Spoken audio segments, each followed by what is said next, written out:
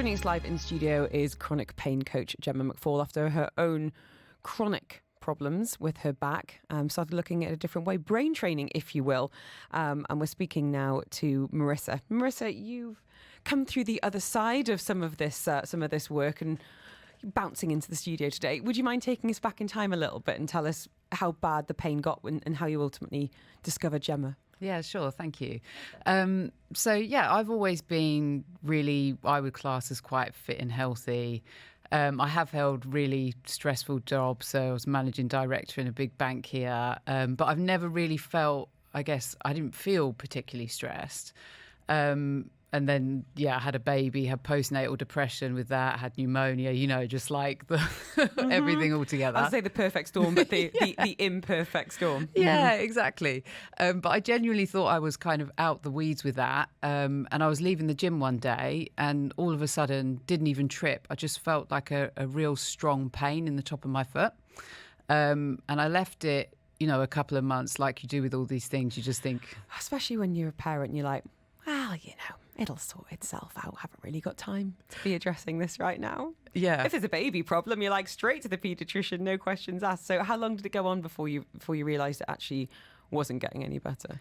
It was a few months. And then I decided to go to the hospital and, being here, I was straight in for an MRI, something that I'd probably have waited a long time for back at home. So I had the MRI and when they talked me through the results, I was quite shocked, honestly. I thought that, it would be a really long recovery process and I had to have an operation. Basically, they found and they pointed out in the MRI that I had a lesion to the cartilage.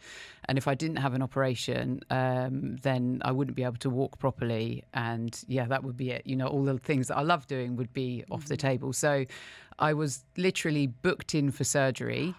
And the timing was a bit inconvenient. And so my business partner said to me, he was like, look, I met this amazing lady. I had one session with her and it changed my life. I'd had back pain for 12 months. So, and you're going, tell me more and tell me yesterday and let's get this.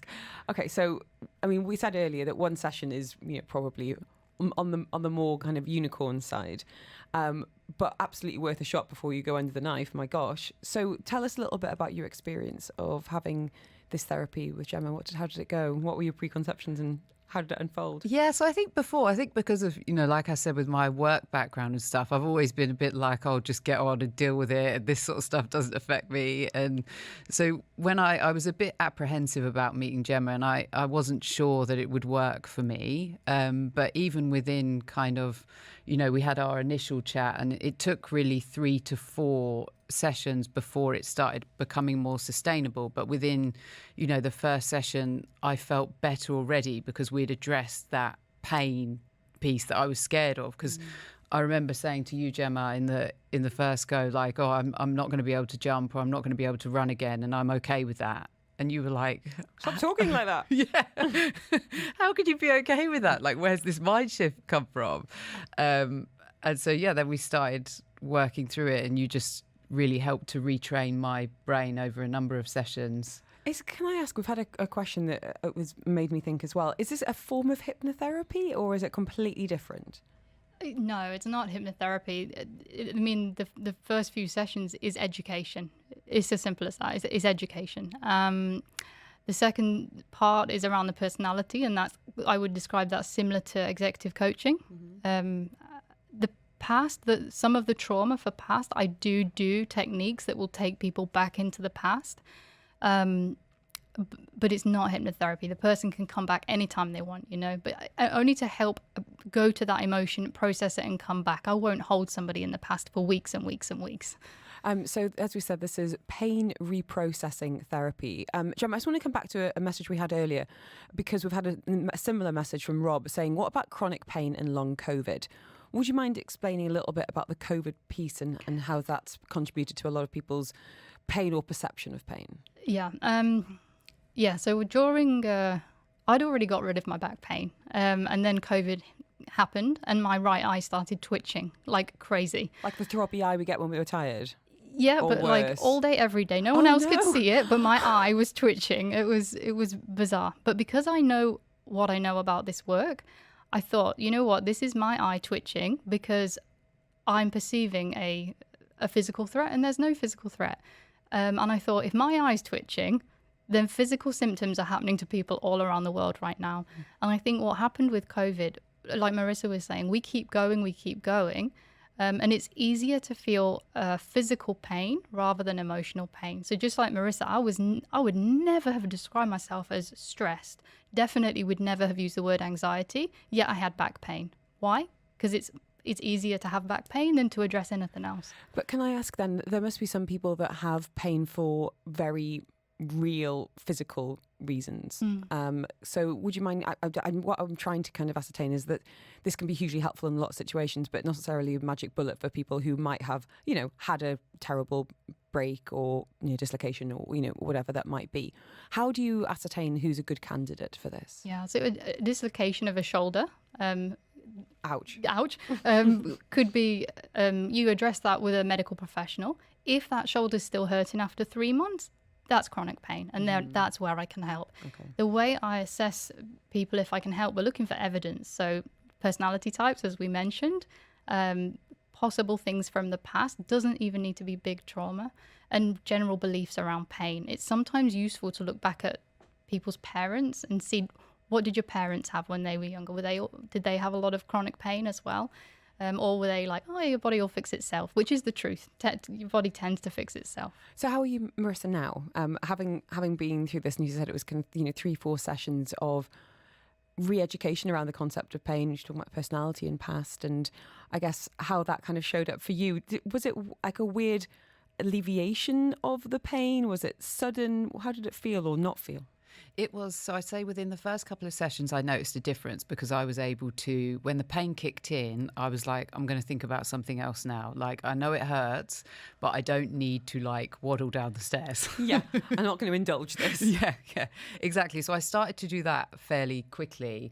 And then after kind of, I'd say it was about over a sort of 4-month period, that just started to go away because I kept redirecting my brain. And I remember I was going for a run and I'd done maybe just like a kilometre, not too far, but I was like, this doesn't hurt anymore, and at the gym last night, for the first time I thought about you, Gemma, because I don't know what they're called, but they were like squat box jump things. And I just thought for me, that would never have happened. Wow. It must be very rewarding for you, Gemma, to hear about how people, have overcome injury or avoided surgery. But, for some people, chronic pain can completely dominate in the worst possible way. How do you feel like your life has changed since you've started working with people on this? I'm almost in tears listening to her. Everyone says, what's your why? Why do you do what you do? For me, I realised my why is not about the person I'm working with. My why is Marissa's kids, it's the family, it's the people that live with the people with chronic pain. It's making me emotional. I just think about where I was and the pain I was in and how grateful I was that somebody took the time to say, you know what, you don't need surgery. You need, the issue is the pain signals in the brain, not the spine, You work with people on, one-to-one, but you also go in and work with companies as well. We've only got a minute left, but I think in terms of how workplaces can be more tuned into this, what do you wish that, HR, hiring managers, people who are in a position to make some changes in the workplace need to know about pain and how it can affect their employees? Yeah, give me a call. I think I do workshops to staff, but also I think right now there's a lot of companies paying for executive coaching. The last client I had, his company paid for him to have 6 sessions with me, and now he was like one of the top guys. Now he's got no pain. We've had a number of questions of people saying, can this help with this? Can this help with that? One was a migraine there, chronic migraine for over 20 years. I think you said off air that that's something you can help with. So if anyone wants the details, again, with your permission, if you send me the words no pain to 4001, I will send you the website. And we've also had people asking about the book recommendation that you had earlier. So lastly, Gemma, if anyone wants to do their own reading on this as well and start doing their own work, what's the name of that book, if you don't mind? Yeah, the book, it's The Way Out by Alan Gordon. I recommend it to clients, and it's who I trained with. But there are many books. I'm happy to send resources out to anyone. Amazing. Guys, Marisa, it's great to have you in great health, bounding into the studio. I will not be joining you on the horrendous box jumps, but I'm pleased for you.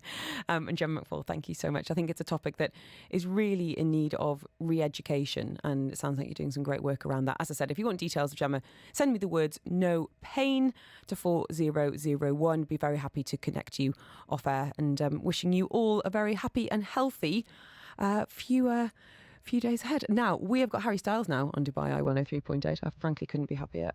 It is coming up to, it's 2:45. We've got the traffic coming your way as well. As I said, we are here for you on 4001 right now.